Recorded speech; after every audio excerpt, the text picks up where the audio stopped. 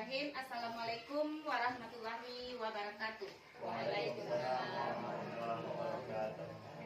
Alhamdulillah, puji dan syukur marilah senantiasa kita panjatkan kehadirat Allah Subhanahu wa taala, karena pada pagi hari ini kita masih diberikan kesehatan sehingga dapat mengikuti kegiatan menyebarkan pemahaman budaya positif.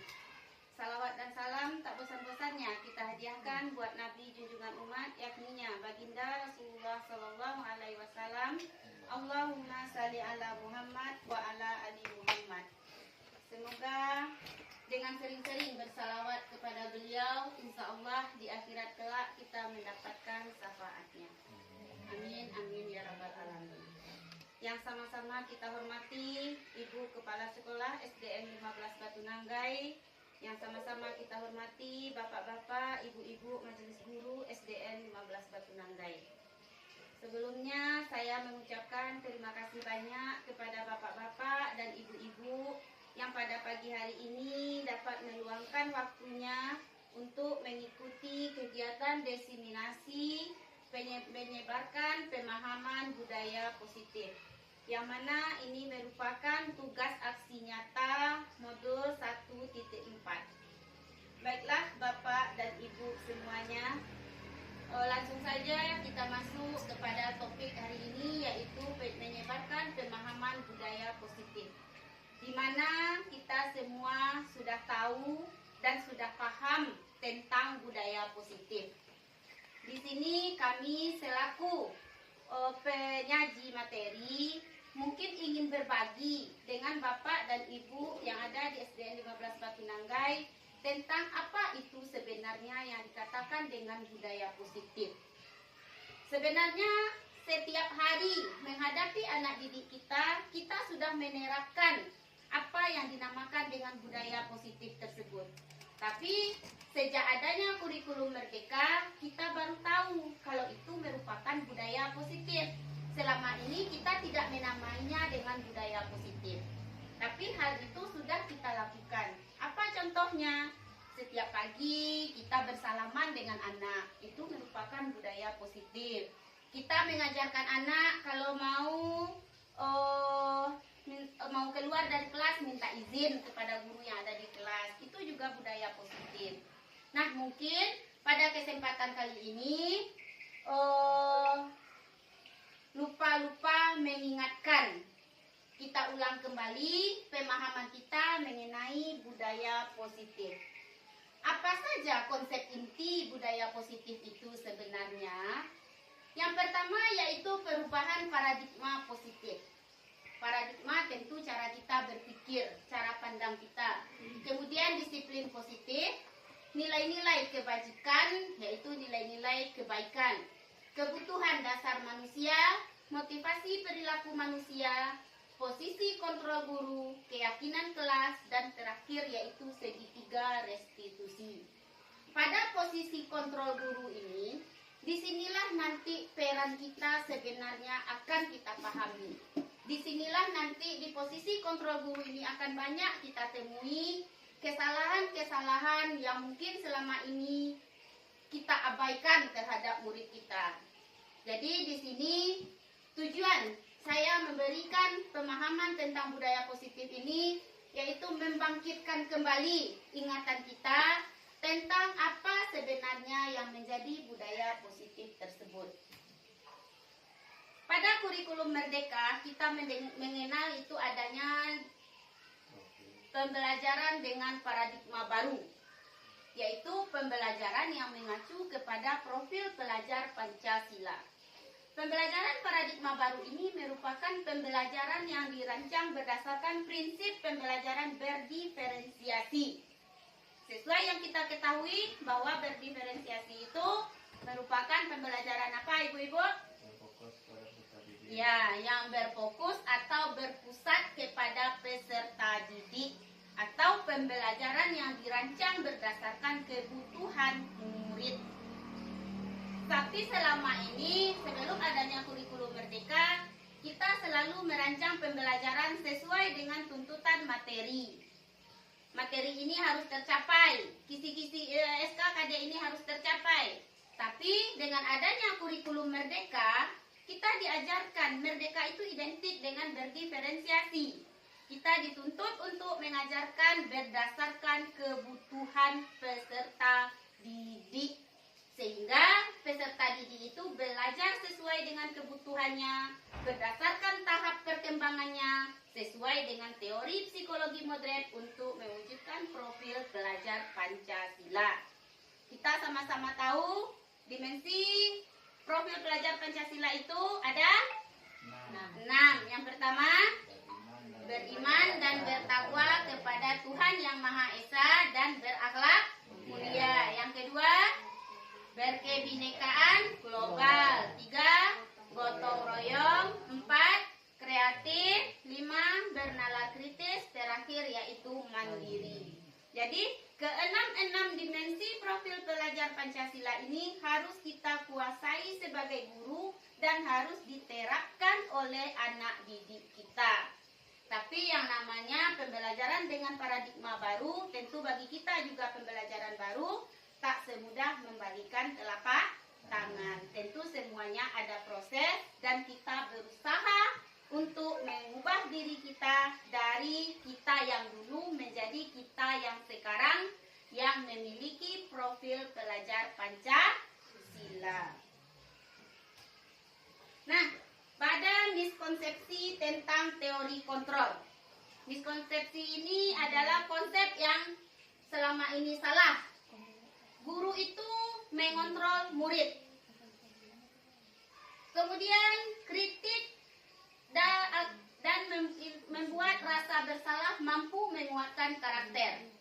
Semua penguatan positif, efektif, dan bermanfaat. Ilusi bahwa orang dewasa berhak memaksa. Ini merupakan ilusi-ilusi yang salah yang selama ini pernah kita kerjakan. Guru mengontrol murid.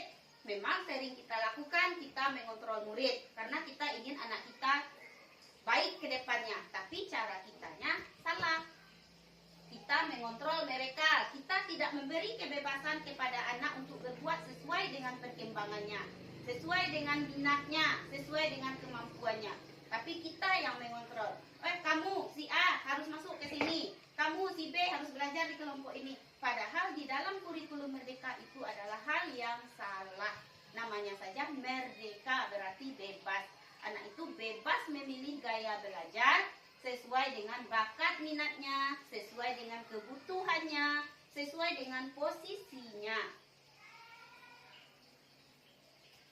Kemudian merubah paradigma stimulus respon ke pendekatan teori kontrol. Selama ini yang kita gunakan yaitu stimulus respon, yaitu memberikan sebuah harapan, memberikan sebuah masukan tentang dunia. Tapi untuk saat sekarang ini yang benarnya yaitu teori kontrol. Apa perbedaannya? Pada stimulus respon, kita menganggap bahwa kebutuhan kita sama. Misalnya kita sama-sama butuh makan, kita sama-sama butuh pendidikan. Tapi pada teori kontrol, hakikatnya kebutuhan kita itu berbeda. Banyak sekarang kita perhatikan anak-anak yang bukan tidak butuh, tapi tidak nomor satu bagi mereka makan itu. Mereka tetap tumbuh, tetap sehat, tetap berkembang. Nah, itulah yang membedakan antara stimulus respon dan teori kontrol. Kemudian semua orang melihat hal yang sama. Seperti di dalam ruangan ini, kita melihat sama ke arah layar yang disajikan. Tapi dalam pikiran kita pasti beda. Jadi itulah yang dikatakan dengan teori kontrol. Setiap orang memiliki gambaran berbeda, tidak sama pandangan kita semuanya. Yang ketiga, kita mencoba mengubah orang agar berpandang sama dengan kita. Pada teori kontrol, kita bukan mengubah, tapi memahami pandangan orang lain tentang dunia. Kita tidak bisa menyamakan, tidak bisa mengubah pandangan seseorang. Tapi kita harus memahami pandangan orang lain yang berbeda-beda tersebut. Perilaku buruk dilihat sebagai suatu kesalahan. Pada teori kontrol, semua perilaku itu memiliki tujuan. Walaupun perilaku buruk, misalnya seorang anak berbuat salah, kita selalu menegur anak yang berbuat salah itu. Padahal di dalam teori kontrol, kita harus melakukan segitiga restitusi terhadap anak tersebut. Menanyai, kenapa dia berbuat salah? Pasti dia memiliki tujuan. Jadi semua yang dilakukan, walaupun itu benar, walaupun itu salah, memiliki tujuan tersendiri pada orang yang melakukannya. Kemudian orang lain bisa mengontrol saya. Itu merupakan teori pada stimulus respon. Tapi pada teori kontrol, hanya Anda yang bisa mengontrol diri Anda. Berarti hanya kita sendiri yang bisa mengontrol diri kita. Orang lain tidak bisa mengontrol diri kita, tapi kitalah yang bisa mengontrol. Kemudian, saya bisa mengontrol orang lain. Bisa, tapi sebenarnya di teori kontrol, kita tidak bisa mengontrol orang lain. Kita hanya bisa memberikan saran, memberikan masukan, mengarahkan, bukan mengontrol. Pemaksaan ada pada saat bujukan gagal. Sedangkan pada teori kontrol, kolaborasi dan konsensus menciptakan pilihan-pilihan baru. Model berpikir menang atau kalah. Pada teori kontrol, kita hanya berpikir untuk menang, menang, dan menang. Kita tidak pernah berpikir untuk kalah. Jadi, disinilah perbedaannya pada disiplin positif itu, mana yang merupakan stimulus respon yang selama ini kita jalankan, mana yang merupakan teori kontrol. Nah, sekarang kita masuk pada disiplin positif. Apa itu sebenarnya yang dikatakan dengan disiplin? Selama ini, menurut Bapak Okta, apa yang dinamakan dengan disiplin? Kalau disiplin itu memperbaiki diri. Memperbaiki diri. Weni? Mematuhi peraturan. Mematuhi peraturan. Tidak boleh kita salahkan. Itu menurut pendapat Bu Eni dan Pak Okta. Tapi sebenarnya apa yang dikatakan dengan disiplin itu? Disiplin itu artinya kita belajar. Selama ini kita menganggap disiplin itu anak harus patuh terhadap aturan. Itu namanya disiplin. Anak harus patuh pada aturan sekolah. Datang ke sekolah tertib. Pakai baju seragam sekolah. Itu namanya disiplin menurut kita. Tapi sebenarnya yang dikatakan disiplin itu belajar. Ketika anak melanggar sebuah aturan, maka di sanalah anak itu belajar untuk disiplin. Jadi disiplin itu mengacu pada disiplin diri yang memiliki tanggung jawab terhadap apa yang dilakukannya berdasarkan nilai-nilai yang diyakini. Kemudian disiplin positif itu merupakan salah satu cara penerapan disiplin yang bertujuan untuk menumbuhkan kesadaran serta memperdayakan peserta didik tanpa imbalan penghargaan, ancaman, atau hukuman. Jadi disiplin positif yang dinamakan disiplin positif itu tidak ada yang namanya imbalan, penghargaan, reward, baik berupa barang, benda, ataupun berupa apapun. Selama ini yang kita terapkan, jika kamu mampu berbuat patuh, jika kamu mampu disiplin, maka akan ibu berikan hadiahnya kue. Itu merupakan penerapan disiplin yang salah. Sebenarnya hal itu tidak ada di dalam disiplin positif. Karena ketika seorang anak merasa dia telah berhasil, maka dijanjikan oleh guru untuk diberikan reward atau hadiah. Dia akan maju ke depan menerima reward atau hadiah tersebut. Dia merasa berbangga hati. Dia merasa dia bahagia.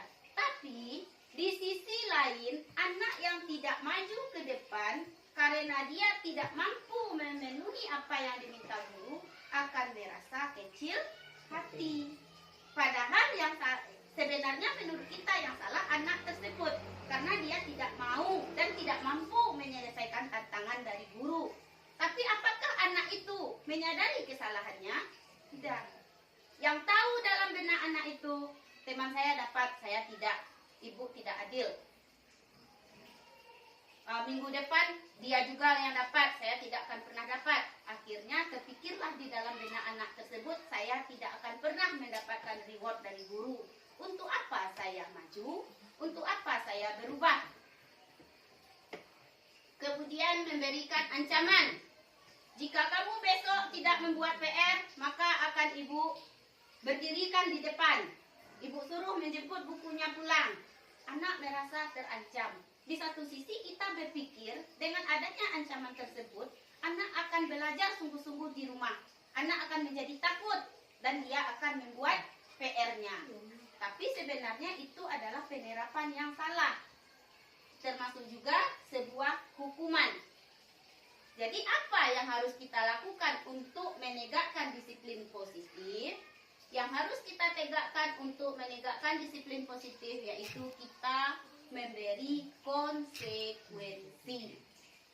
Misalnya, nanti ada slide-nya tentang konsekuensi, mana yang merupakan hukuman, mana yang merupakan konsekuensi. Nanti ada yang membedakannya. Misalnya, kita membuat kesepakatan dengan anak.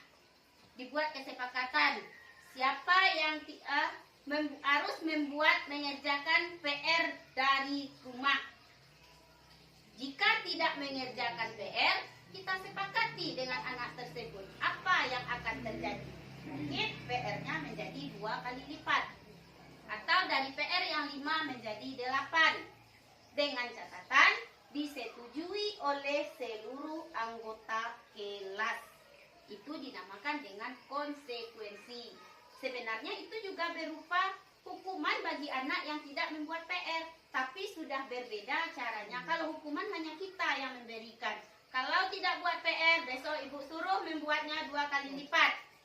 Tapi dengan adanya konsekuensi, bagi anak ibu yang tidak membuat PR, akan kita berlakukan konsekuensi atau kesepakatan kelas kita. Sehingga yang membuatnya anak, yang menyetujuinya anak, yang menjalankan anak, kita tinggal hanya mengontrol saja. Kemudian sebagai seorang pendidik, tujuan kita adalah menciptakan peserta didik yang memiliki disiplin diri. Sehingga mereka berperilaku mengacu kepada nilai-nilai kebajikan universal dan memiliki motivasi intrinsik dalam perubahan perilaku ke arah yang lebih baik. Nah, nilai-nilai kebijakan apa saja yang harus dimiliki oleh seseorang atau oleh organisasi tersebut? Nilai-nilai kebajikan itu merupakan nilai-nilai kebaikan, nilai-nilai yang disepakati secara bersama, tidak memandang golongan, tidak memandang suku, tidak memandang agama, bahasa maupun latar belakang. Jadi makanya nilai kebajikan itu dinamakan dengan nilai-nilai kebajikan universal, bersifat secara umum, tidak berlaku untuk satu golongan. Apa contoh nilai kebajikan? Berdasarkan profil pelajar Pancasila, yaitu ada 6 nilai kebajikan sesuai dengan dimensi profil pelajar Pancasila tersebut. Kemudian berdasarkan PYP, nilai kebajikan itu ada namanya toleransi, rasa hormat, integritas, mandiri, menghargai, antusias, empati, dan lain sebagainya. Sedangkan menurut 9 pilar karakter Indonesia, nilai kebajikan itu mulai dari cinta terhadap Tuhan dan segenap ciptaannya, mandiri, tanggung jawab, sampai dengan adanya kedamaian dan kesatuan. Jadi nilai-nilai kebajikan inilah yang nantinya akan kita kembangkan kepada anak didik kita agar dia dapat menerapkan disiplin positif. Karena kita berada pada kurikulum merdeka, maka nilai kebajikan yang utama kita kembangkan yaitu yang ada pada profil pelajar Pancasila. Beriman bertakwa kepada Tuhan Yang Maha Esa. Apa saja nilai kebajikan pada poin nomor 1 tersebut? Misalnya, salat, berdoa, kemudian berakhlak mulia. Akhlak inilah yang utama. Karena dengan adanya akhlak, maka anak akan memiliki kepribadian yang baik. Kemudian berkebinekaan global, tidak membeda-bedakan teman,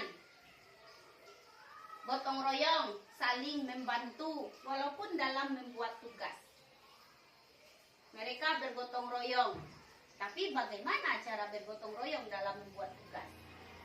Mandiri, bernalar kritis, dan kreatif. Itulah nilai-nilai kebajikan yang akan kita kembangkan dalam kurikulum Merdeka.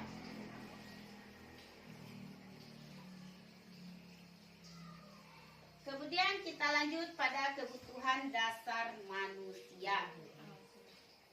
Kebutuhan dasar manusia itu merupakan segala sesuatu yang dibutuhkan oleh manusia untuk mempertahankan keseimbangan kondisi fisiologis dan psikologis yang bertujuan untuk mempertahankan kehidupan dan kesehatan. Kebutuhan dasar manusia ini pada hakikatnya sama kebutuhan kita.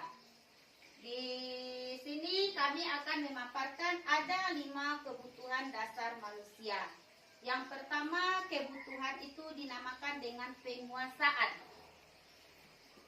Di segi mana saja kebutuhan itu merupakan penguasaan bagi seorang manusia? Ini merupakan pendapat dari Dr. William Glasser. Penguasaan itu yaitu adanya harga diri, keinginan untuk dianggap, memimpin, berprestasi, diakui dan didengar. Mungkin ini dimiliki oleh setiap kita.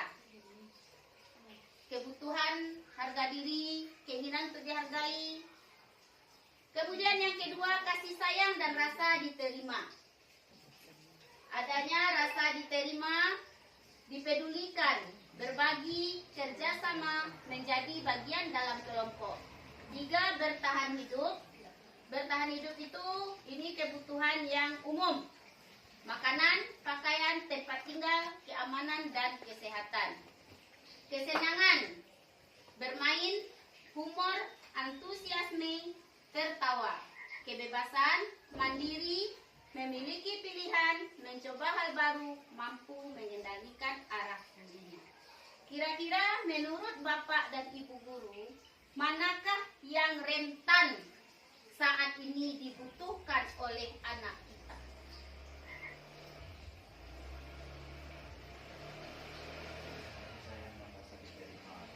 Ya. Kasih sayang dan rasa diterima. Kebebasan, mungkin kesenangan juga. Tapi yang lebih dominan saat ini dibutuhkan oleh anak kita yaitu kasih sayang dan rasa diterima. Karena pengalaman di sekolah kita, ada satu anak kita yang sudah keluar dari mulutnya karena dia kurang diperhatikan oleh orang tuanya. Makanya di sekolah dia selalu membuat ulah karena dia ingin dipedulikan, ingin diperhatikan, ingin menjadi bagian dari sekolah ini. Makanya dia mencari-cari perhatian guru. Jadi rasa kasih sayang dan rasa diterima itu yang kurang dari dirinya. Maka tugas kita lah untuk memenuhi kebutuhan dasar peserta didik tersebut. Tapi terkadang namanya kita manusia, terkadang mood itu berbeda-beda. Ketika mood baik, moodnya senang, mungkin bisalah kita melakukannya kepada murid. Tapi ketika mood tidak senang, terbawa lagi ke kita yang dahulu, yaitu suka mengontrol murid, terkadang marah pada murid. Nah, untuk memenuhi kebutuhan dasar manusia tersebut, maka ada motivasi perilaku manusia itu yang harus dipenuhi. Motivasi itu ada 2, ekstrinsik dan intrinsik. Ekstrinsik itu bersumber dari luar dirinya, sedangkan intrinsik dari dalam dirinya. Ekstrinsik untuk menghindari ketidaknyamanan atau hukuman. Kemudian ekstrinsik lagi untuk mendapatkan imbalan atau penghargaan dari orang lain. 3, intrinsik untuk menjadi orang yang mereka inginkan dan menghargai diri sendiri dengan nilai-nilai yang mereka percaya. Nah, dari 3 motivasi ini kita dapat membayangkan tentang disiplin tadi.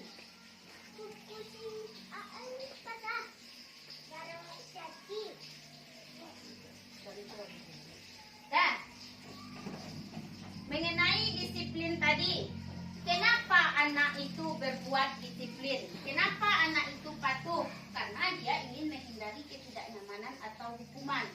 Berarti motivasinya baru dari luar, belum tumbuh dari dirinya sendiri. Misalnya, kenapa saya datang cepat ke sekolah? Karena saya menghindari ketidaknyamanan atau hukuman yang terjadi. Kalau saya terlambat datang ke sekolah, hukumannya apa? Sertifikasi saya akan dipotong, misalnya. Jadi itu baru motivasi dari luar, motivasi ekstrinsik. Kemudian, kenapa anak kita mau rajin? Kenapa anak kita mau belajar dengan giat? Karena dia mengharapkan imbalan atau penghargaan dari orang tua atau dari guru. Belum tumbuh lagi dari motivasi dari dirinya. Baru dari luar motivasi yang dia miliki. Tapi kapan motivasi intrinsik itu tumbuh? Ketika kita melakukan sebuah disiplin, melakukan sebuah peraturan, ingin dari diri kita sendiri, ingin menghargai diri kita sendiri dengan nilai-nilai yang kita percaya. Oh, kalau terlambat saya datang ke sekolah, nanti saya akan rugi. Berarti dia memikirkan dirinya sendiri, bukan karena takut dihukum, bukan karena tidak dapatkan penghargaan, bukan karena tidak dapatkan imbalan, tapi mereka motivasi dari dalam dirinya sendiri. Kalau saya nanti terlambat, saya akan rugi, saya akan malu nanti dengan teman-teman. Jadi untuk menumbuhkan motivasi intrinsik itulah yang sangat susah saat ini kepada anak-anak kita. Tapi walaupun itu susah, tugas kita sebagai seorang guru adalah berusaha untuk menumbuhkan motivasi tersebut agar kelak anak kita memiliki nilai disiplin positif sesuai dengan yang kita inginkan. Nah, ini tadi yang saya sampaikan mengenai konsep disiplin yang adanya hukuman. Sebenarnya konsep disiplin itu ada dua, yaitu identitas gagal dan identitas sukses. Pada identitas gagal ini, kita sering menegakkan disiplin itu dengan adanya hukuman dan penghargaan. Pada hukuman, bagi anak itu akan merasa menyakitkan, akan merasa tidak nyaman. Murid akan menjadi takut, dia akan menjadi terpaksa, dan dia akan berusaha berbohong membunyikan kesalahannya. Murid menjadi rendah diri karena dia takut dia akan mendapatkan hukuman ketika dia berkata jujur. Si A sudah berbuat salah, tapi ketika ditanya oleh guru, dia mengelak. Saya tidak berbuat salah, Bu. Kenapa? Karena dia takut menerima hukuman. Dia tidak mau dihukum. Kemudian dengan memberikan penghargaan. Sebenarnya penghargaan itu tidak efektif. Kemudian akan merusak hubungan atau adanya sifat iri di antara sesama teman. Mematikan kreativitas. Menghukum dengan sistem ranking, merampas hak menghargai dirinya. Alhamdulillah saat ini di sekolah kita tidak lagi menerapkan yang namanya ranking. Berarti kita sudah mengurangi satu persatu identitas gagal yang akan dialami oleh peserta didik. Tidak lagi meranking, kita meyakini bahwa anak itu memiliki kemampuan di bidangnya masing-masing. Anak yang suka seni, dia tidak butuh pelajaran matematika. Begitu juga anak nantinya yang akan suka olahraga, dia hanya butuh fisik yang kuat, dia tidak butuh pelajaran bahasa Indonesia. Nah, itulah identitas gagal mungkin selama ini pernah kita jalankan. Jadi, untuk kedepannya kita akan berusaha untuk menegakkan konsep disiplin dengan menggunakan identitas sukses. Apa itu? Konsepnya yaitu menggunakan konsekuensi dan restitusi. Konsekuensi ini sebuah tindakan yang kita lakukan berdasarkan kesepakatan bersama. Jadi tidak ada yang merasa disakiti. Dan restitusi itu cara pengambilan keputusan dalam menyelesaikan sebuah masalah. Jadi untuk konsekuensi itu sifatnya hanya jangka pendek. Kita bisa mengulang-ulang terus, bisa mengganti konsekuensi di kelas sesuai dengan kebutuhan yang ada di kelas kita.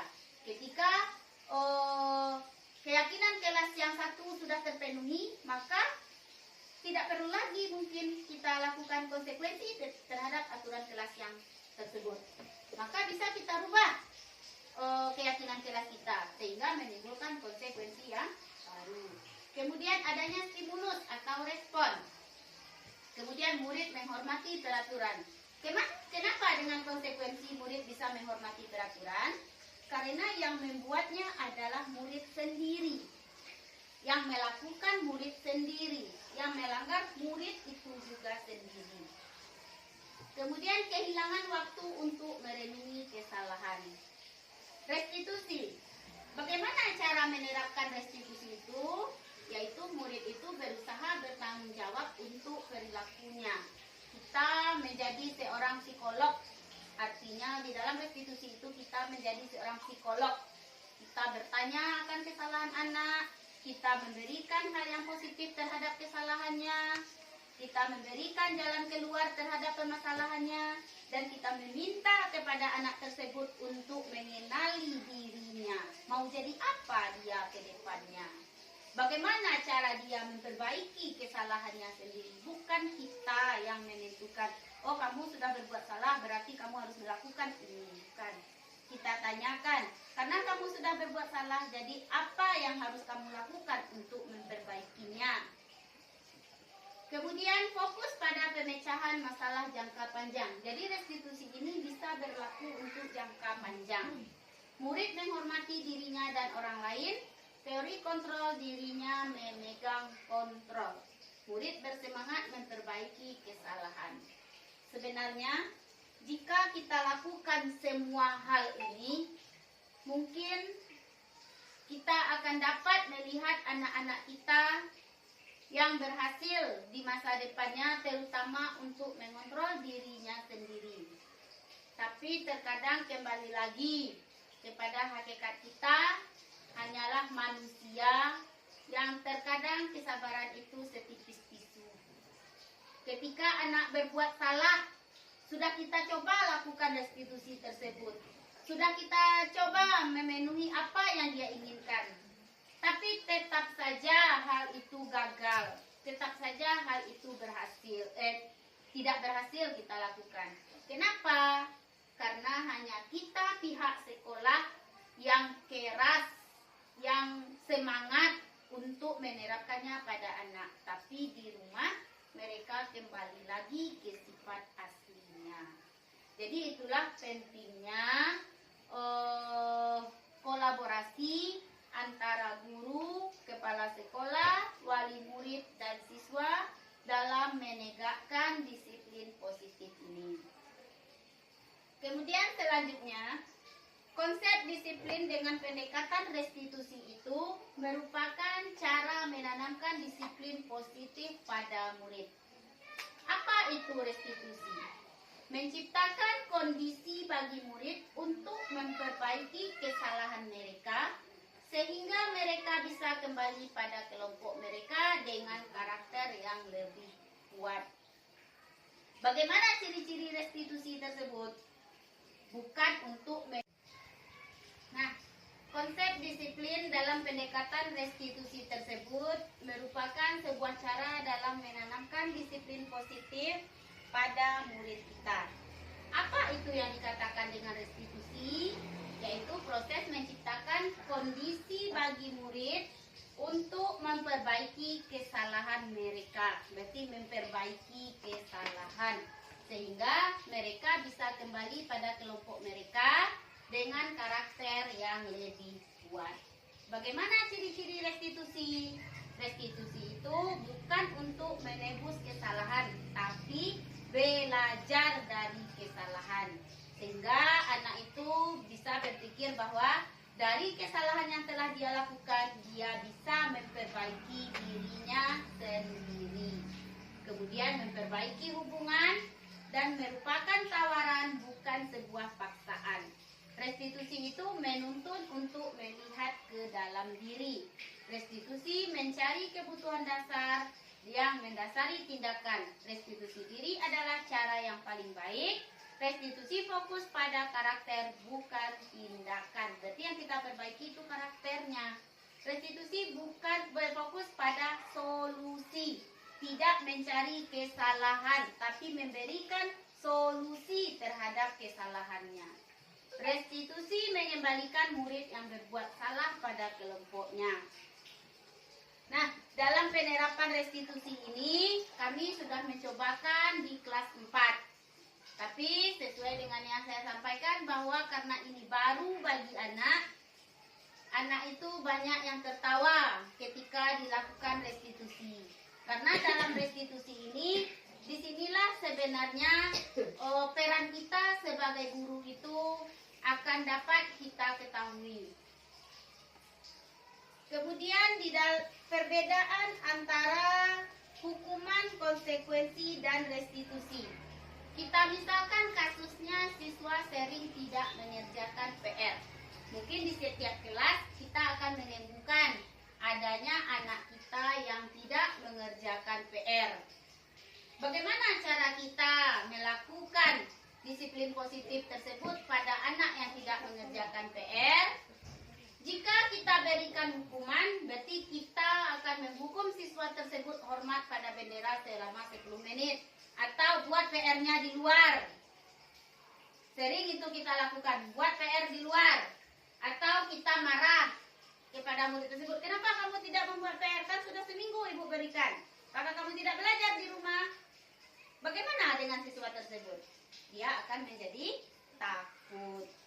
Kemudian ketika konsekuensi kita berikan, apa yang kita lakukan? Kita memberikan konsekuensi untuk mengerjakan PR-nya saat istirahat atau dikerjakan sebanyak 3 kali lipat. 3 kali lipat akan memberatkan murid. Tapi ketika itu merupakan konsekuensi, maka tidak akan berat. Karena sudah dia sepakati di kelasnya. Tapi ketika tidak dalam konsekuensi, tidak disepakati, hal itu akan menjadi hal yang berat bagi anak. Kemudian guru tegas dan siswa menghormati peraturan. Ketika restitusi kita lakukan, kita tanyakan dulu kepada anak tersebut tentang keyakinan kelas yang sudah dibuat.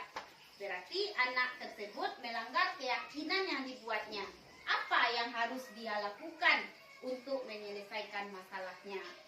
Kemudian guru terbuka dan siswa menghormati dirinya dan orang lain. Ini contoh kasus ketika anak tidak mengerjakan PR.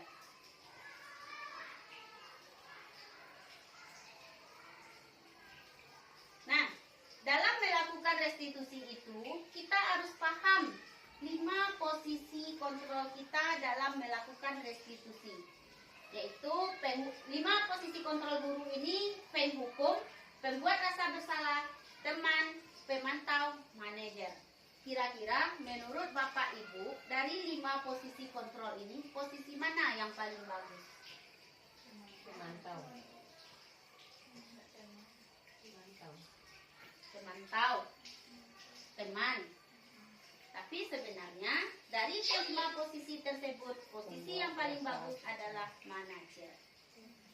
Manajer itu, kita beranggapan manajer itu pimpinan. Kepala sekolah itu manajer. Kita takut akan kepala sekolah, tapi sebenarnya bukan itu. Manajer itu adalah mengarahkan, mengajak duduk bersama, membantu, menyelesaikan. Tapi karena di dalam pikiran kita manajer itu orang yang paling tinggi, maka kita takut. Berarti motivasi dari diri kita baru intrinsik, belum memiliki motivasi intrinsik. Nah, ketika guru memiliki posisi kontrol manajer tersebut, akan terciptalah suasana kelas yang sangat dinamis dan harmonis. Kita bahas satu persatu mengenai posisi kontrol tersebut.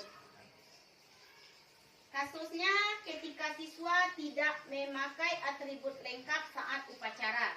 Ketika posisi kontrol itu seorang penghukum, apa yang dia lakukan? Dia akan menyuruh anak berdiri di barisan. Nah, berikut contoh penerapan 5 posisi kontrol tersebut. Kasusnya siswa tidak memakai atribut lengkap saat upacara bendera. Ketika seorang guru itu memiliki posisi kontrol sebagai penghukum, tentu dia akan memberikan hukuman kepada anak yang tidak berpakaian lengkap tersebut. Kalau sebagai pemantau, dia akan mencari-cari kenapa anak itu tidak mematuhi aturan tersebut, kenapa anak itu melanggar. Kemudian sebagai teman, dia akan mengajak anak itu untuk patuh terhadap aturan, akan mengajak anak itu untuk tertib. Kemudian ketika posisi kontrol guru itu sebagai pembuat rasa bersalah, sudahlah anak bersalah, dibuat lagi dia merasa bersalah, maka 2 kali kecewa anak tersebut. Nah, sebaiknya lakukanlah posisi kontrol itu sebagai seorang manajer. Kita bertanya kepada anak tersebut, apakah kamu tahu dengan kesalahanmu? Ketika anak menjawab, tahu Bu, saya tidak menggunakan topi saat upacara. Jadi kira-kira bagaimana kamu akan memperbaiki kesalahan ini?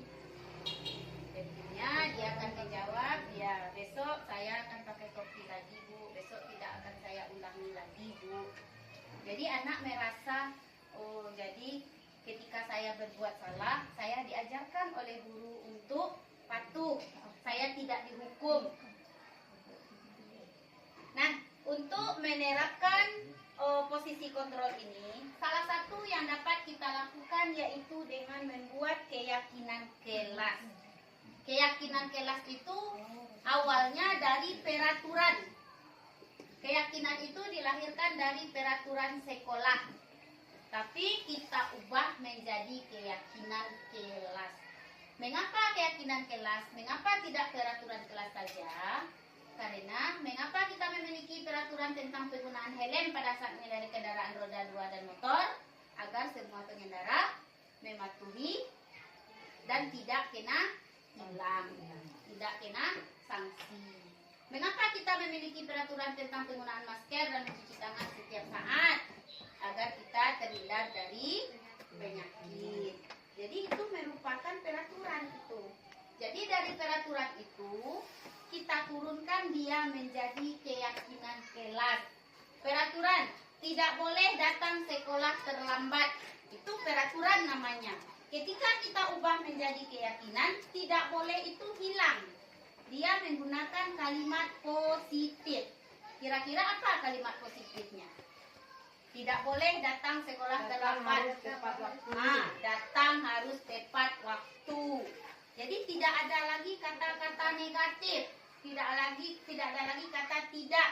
Tidak ada yang tidak membuat PR. Kita ubah menjadi kata-kata positif. Ketika ada PR, kita harus membuatnya dan mengumpulkannya. Jadi untuk keyakinan kelas itu dia menggunakan bahasa yang positif. Bagaimana pembentukan keyakinan kelas tersebut? Lebih abstrak daripada peraturan. Sedikit saja biar mudah diingat. Kalau peraturan bisa panjang, sedangkan keyakinan kelas cukup pendek agar anak dapat mengingatnya. Datang sekolah tepat waktu. Piket melaksanakan tugasnya.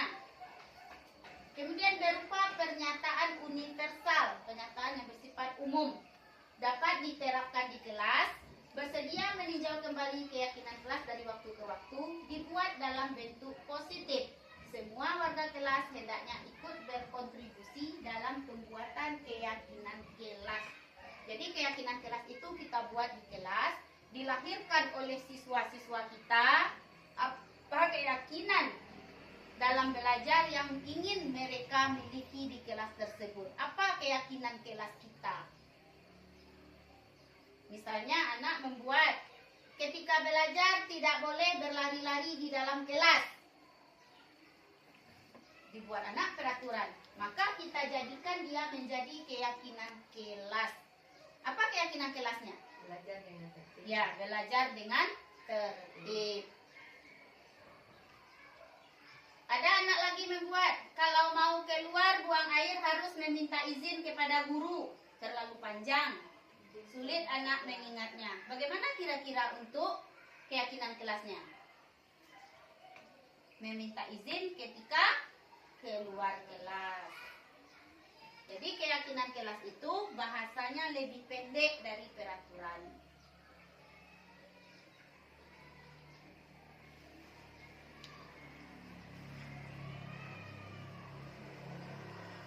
Nah, ketika keyakinan itu dilanggar atau ketika anak berbuat salah atau anak memiliki masalah, maka akan kita berlakukan segitiga restitusi. Akan kita berlakukan segitiga restitusi supaya anak itu dapat memecahkan masalahnya dan dapat mencari jalan keluar dari masalah yang dia hadapi. Nah, apa itu yang dikatakan dengan restitusi? Yaitu suatu proses dialog yang dijalankan oleh guru agar dapat menghasilkan murid yang mandiri dan bertanggung jawab. Itu adalah tujuan dilakukannya restitusi. Bagaimana tahapan restitusi? Namanya segitiga, tentu ada 3 tahapan. Yang pertama yaitu menstabilkan identitas. Kemudian yang kedua, validasi tindakan yang salah. Yang ketiga, menanyakan keyakinan. Jadi, dalam menstabilkan identitas tersebut, kita menenangkan siswa tersebut, memberikan pernyataan kepada siswa tersebut, dan menanyakan kenapa kamu berbuat salah, atau kamu berbuat salah tentu memiliki tujuan. Jadi anak itu akan bercerita nanti kepada kita, saya begini bu. Kemudian kita validasi tindakan yang salah. Namanya berbuat salah, tentu tidak boleh kita benarkan. Jadi kita validasi tindakan anak yang salah tersebut. Kemudian kita jelaskan. Kita beri pemahaman kepada anak tersebut. Yang kamu lakukan itu pasti ada tujuannya. Dan kamu tahu tidak, yang kamu lakukan itu sudah merugikan orang lain. Kita validasi kepada anak tersebut tindakannya itu salah. Dan kita tanyakan keyakinan. Keyakinan yang sudah kita buat, kira-kira kamu sudah melanggar tidak keyakinan yang sudah kita buat? Keyakinan yang mana? Nah, karena kamu melanggar, bagaimana kamu untuk memperbaikinya? Ingin jadi apa kamu ke depannya? Di sanalah menanyakan keyakinan itu namanya. Untuk melakukan segitiga restitusi ini mungkin sedikit sulit bagi kita, bagi anak-anak kita yang latar belakangnya tinggal di kampung ini berbeda dengan anak-anak yang ada di perkotaan. Anak-anak kita yang ada di kampung, pagi sekolah, pulang sekolah mereka mungkin sudah tiba entah di mana bermain. Jadi kontrol untuk anak-anak kita itu sangat kurang dari rumahnya. Sehingga untuk menerapkan segitiga restitusi ini kita butuhkan usaha yang luar biasa. Ketika kita menstabilkan identitasnya, mereka akan tertawa mendengarkan kita bertanya pertanyaan yang seolah-olah itu seperti interogasi.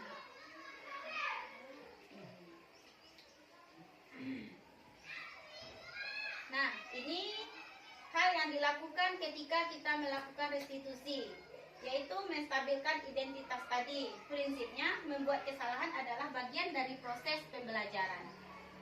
Kita katakan pada anak berbuat salah itu wajar. Bertentangan dengan sebenarnya dengan yang ada di pikiran kita. Bagaimana pula berbuat salah itu wajar? Sudah nyata salah, wajar juga kata ibu guru ini. Tapi itulah yang dilakukan di restitusi. Kita mengatakan pada anak berbuat salah itu wajar. Tidak ada manusia yang sempurna. Ibu atau bapak juga pernah melakukan kesalahan. Nah, sekarang ibu bapak tidak mencari kesalahan yang sudah kamu buat, tapi ibu ingin mencarikan solusi dari permasalahan ini. Kamu berhak merasa begitu. Inilah biasanya pertanyaan atau pernyataan yang sering keluar ketika kita melakukan restitusi yang tahap pertama, yaitu menstabilkan identitas. Kemudian tahapan kedua. Pada tahapan kedua ada namanya validasi tindakan yang salah. Pada validasi tindakan yang salah ini, kita mengatakan kepada anak tersebut, kamu pasti punya alasan mengapa melakukan hal itu. Kemudian padahal kamu bisa melakukan hal yang lebih buruk dari ini ya. Terbayang tidak dalam pikiran kita akan bertanya seperti itu kepada anak. Sudah nyata dia berbuat salah, kita pancing lagi, pasti bisa berbuat hal yang lebih buruk dari ini. Kemudian kamu patut bangga karena telah melindungi sesuatu yang penting buatmu. Berarti melindungi harga dirinya. Dia melawan, melindungi harga dirinya. Kamu melakukan karena mempertahankan sesuatu yang penting bagimu. Ini biasanya yang sering digunakan dalam melakukan validasi tindakan yang salah. Kemudian yang terakhir yaitu pada tahap menanyakan keyakinan. Pada tahap menanyakan keyakinan ini, kita menanyakan kembali kepada anak tersebut, apa keyakinan kelas kita? Nilai-nilai apa yang telah disepakati bersama? Seperti apa gambaran kelas ideal menurut kamu? Bagaimana cara kamu memperbaiki kesalahan? Kamu ingin menjadi orang yang seperti apa? Jadi dari sini anak itu akan membayangkan apa yang sudah dilanggarnya dan bagaimana cara dia memperbaikinya dan ingin menjadi apa dia ke depannya. Mungkin di dalam teori hal ini sangatlah mudah untuk kita lakukan. Tapi dalam praktek kita butuh penguasaan yang lebih dalam lagi, butuh pemahaman yang lebih dalam lagi dalam melakukan segitiga restitusi ini. Karena kita harus terlepas dari kebiasaan lama kita. Setiap ada anak salah, kita langsung panggil dan selesaikan masalahnya menurut kita itu benar, tanpa kita melakukan 3 tindakan tersebut. Kita langsung mencari jalan keluarnya, tidak bertanya kepada anak bagaimana maunya untuk menyelesaikan masalah tersebut. Nah, ada contoh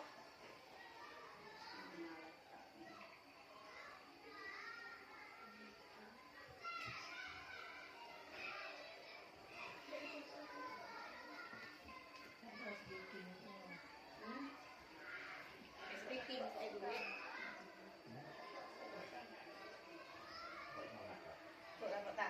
Speaking lang niya bok dah.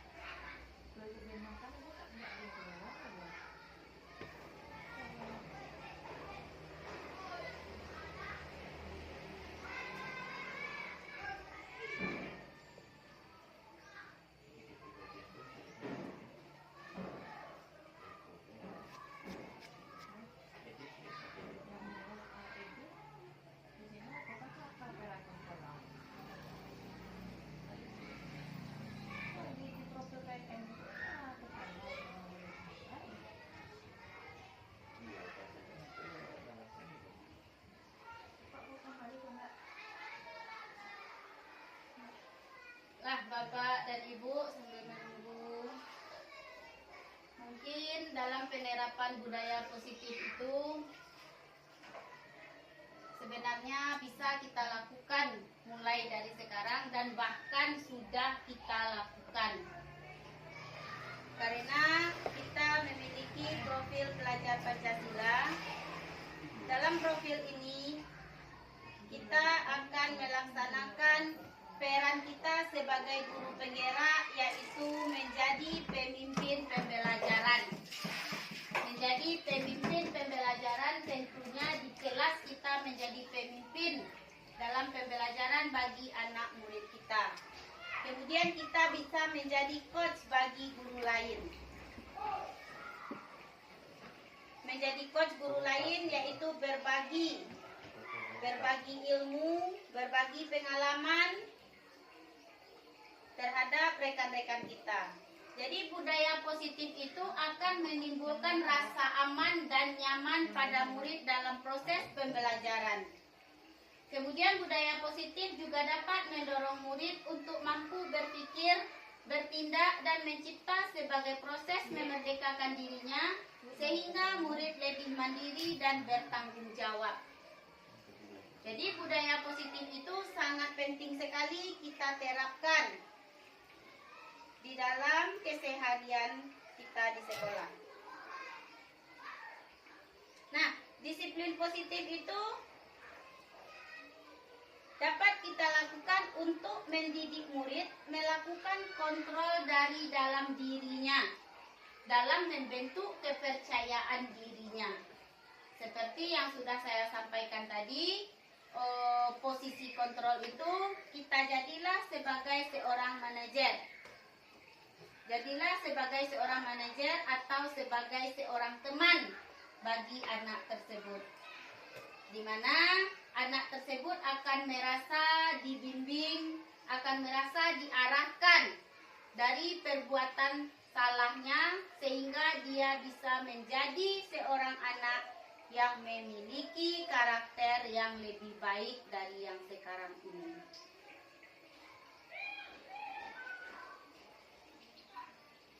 Nah, jika ada masukan atau penguatan dari Bapak dan Ibu dengan mendengarkan pemaparan tadi, maka saya persilahkan. Mungkin penguatan dari Okta tentang apa tadi kan, disiplin positif. Memang itulah PR kita atau tugas kita untuk menjadi seorang guru yang digugu dan ditiru. Apalagi kita telah melakukan guru merdeka ini, bagaimana kita tidak mengajar dengan paradigma lama, tetapi kita sudah harus berani lagi bergerak atau melompat dengan perubahan yang lebih baru demi ketuntasan tadi kita. Yaitu dalam segitiga restitusi itu memang sangat wajib lagi kita laksanakan. Tambahan untuk penguatan dari mendengar. Kita seorang guru itu harus 3 langkah yang kita laksanakan, seperti dengan segitiga restitusi tadi dan penambahan. Kita harus mendengar dengan mata, kita harus mendengar dengan telinga, dan kita harus mendengar dengan hati nurani. Mendengar dengan mata, kita jangan melihat dari apa yang dikadu atau yang diberikan dari tanggapannya saja, tetapi kita harus melihat bagaimana dalam kesehariannya. Terkadang anak ini malas mengatakan kepada kita apa yang sedang dipermasalahkannya. Terkadang dia ada permasalahan di rumah dan dia malu mengatakan di rumah sekolah. Dan kita itulah harus mendengar dengan mata. Dan ada pula kita harus mendengar dengan telinga. Kadang-kadang kita anak merasa didengar, merasa ada yang diperlukannya. Kadang-kadang kita memang mengabaikan pertanyaan-pertanyaan dari anak tersebut. Dan selanjutnya kita harus mendengar dengan hati nurani. Setelah kita selesaikan permasalahan dan kita tidak harus lagi membentak atau dengan kata-kata hukuman, tetapi kita benar-benar betul untuk mendengarkannya dengan sepenuh hati nurani kita. Itu sedikit dari masukan dari Okta. Kalau ada yang dari Okta itu. Terima kasih Pak Okta. Assalamualaikum warahmatullahi wabarakatuh. Ya, terima kasih kita ucapkan kepada Ibu Monaliansa sebagai guru calon guru penggerak yang telah memaparkan materi kepada kita semua tentang disiplin positif.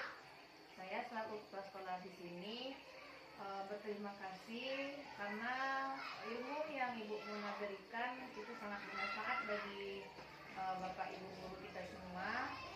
Semoga apa yang kita dapatkan materi pada kesempatan kali ini bisa merubah mindset kita selaku guru, dan semoga sekolah kita akan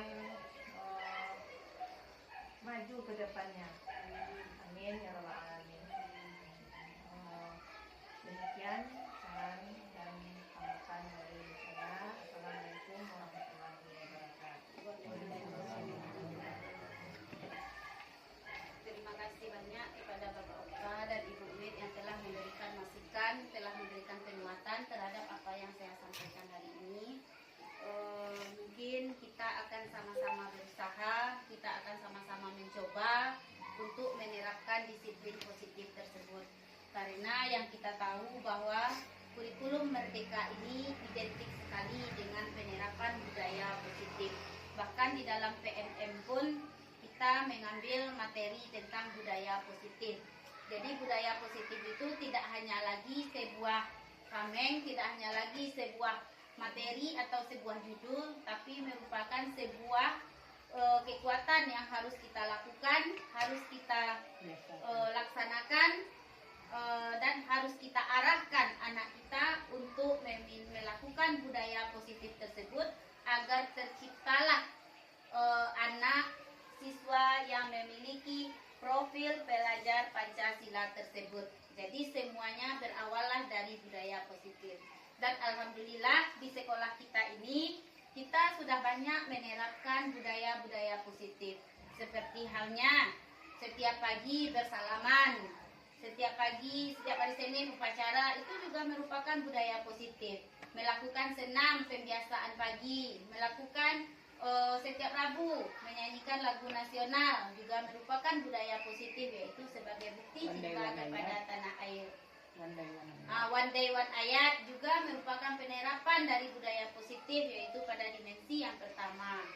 Kemudian setiap hari Sabtu kita juga melakukan makan bersama, dan mungkin anak-anak yang ada dalam sekelompok itu akan berbagi dengan teman-temannya. Jadi sudah banyak sebenarnya budaya positif yang telah kita terapkan.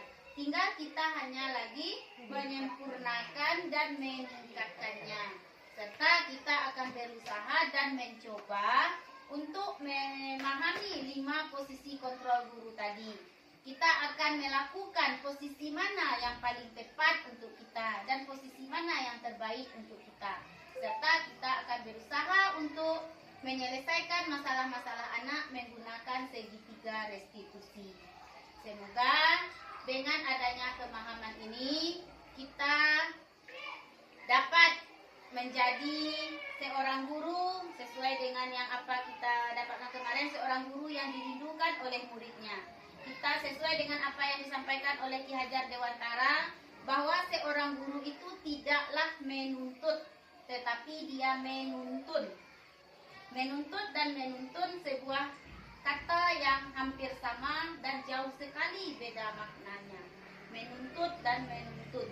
Ki Hajar Dewantara berharap kita guru ini menuntun anak sesuai dengan kodratnya, yaitu kodrat alam dan kodrat zaman. Kodrat alam yang dimiliki oleh diri anak sendiri, sedangkan kodrat zaman sesuai dengan perkembangan yang ada.